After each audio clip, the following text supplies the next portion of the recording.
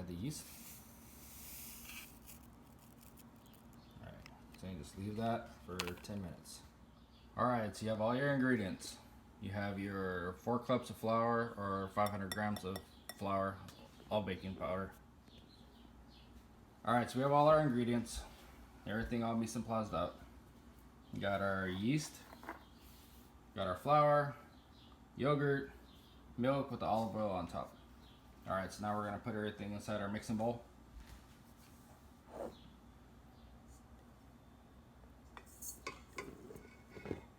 Alright, and we're just going to add the yeast at this time.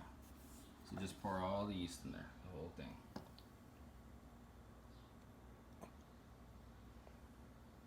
Alright, so now that it's all in there, we're going to put it on our mixing there. Put the mixer down. Make sure you guys lock it in so it doesn't make a mess. And you're just going to put it on the first 7 stir. So all we're doing right now is we're incorporating the yeast into the flour mixture. Once the dough gets a little bit clumpy, starts pulling away from the mixing bowl, we're going to add the rest of our ingredients. Alright, so it's been going for about a minute.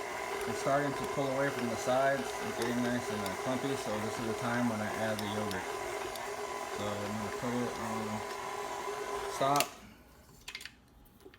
lift it up, then you're going to just take your yogurt and you're going to mix it in. Alright, so now that you got all your yogurt in, you go ahead and close it back down. Make sure you lock it up.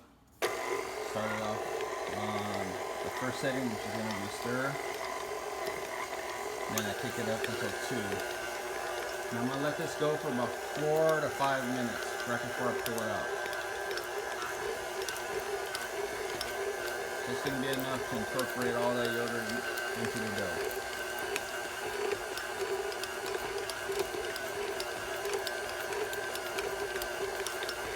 It's been going for about 5 minutes now. We're going to time to transfer it into the other bowl.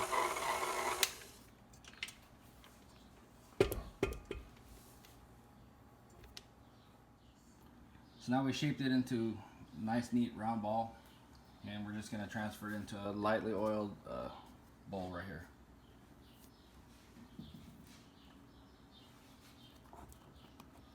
Alright, we're going to cover it, and then we're going to let it rise for about an hour.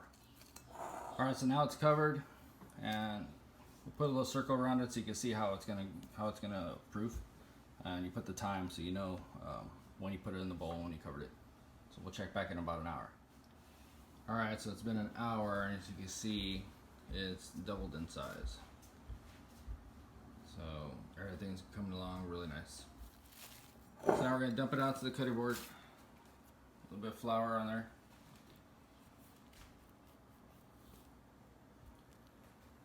Alright. So now we're going to cut this into four pieces. Using your handy dandy bench scraper, or if you don't have a bench scraper, you can use a knife. Alright, so you're going to take those 4s and cut those. Each one of these are going to become a loaf. Well, not a loaf, but a naan bread. Alright, so it's going to roll them. It's little balls, and you're going to put them aside on the cutting board table. Alright, so we have them pre-shaped. Now we're just going to roll them out. Kind of want to make them long, like an oval shape.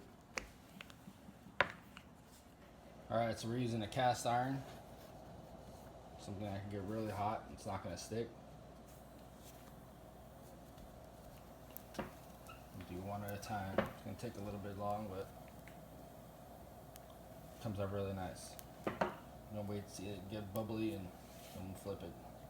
Brush it with a little bit of butter, some garlic, and some fresh thyme. Alright, so you can see it's getting nice and bubbly. They look like just big bubbles.